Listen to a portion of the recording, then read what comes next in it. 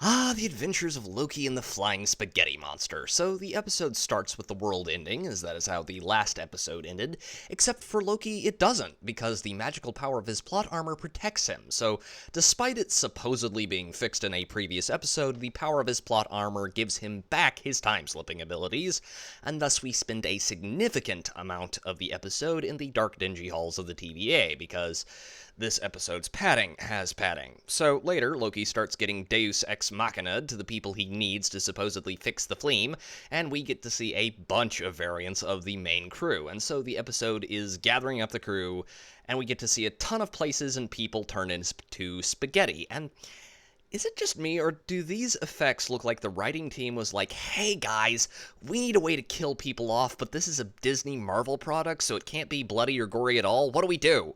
And Bob over in the corner looked up and said, hey, we could have them turn to ash, that would work.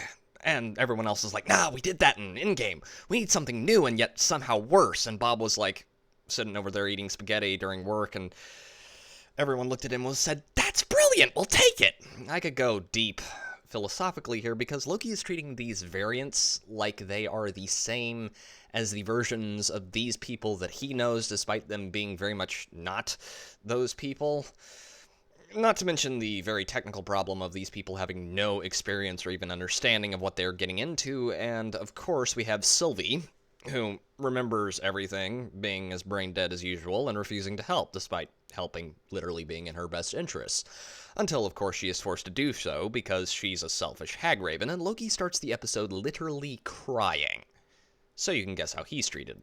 He's a walking, talking plot device with all of his masculinity and soul sucked out, not to mention that his entire character arc in this show relies on 5 films worth of character development, happening inside of a time theater where he watched his life up to the point of Endgame on 5 times speed. So yeah, not a fan.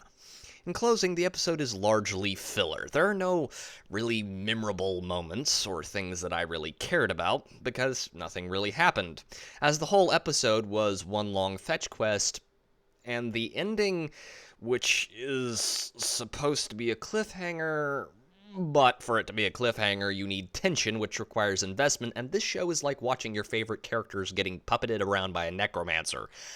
Unsettling, but for some reason you just can't look away. But tell me what you think down below. This has been Pete, the Radical Nerd, signing off.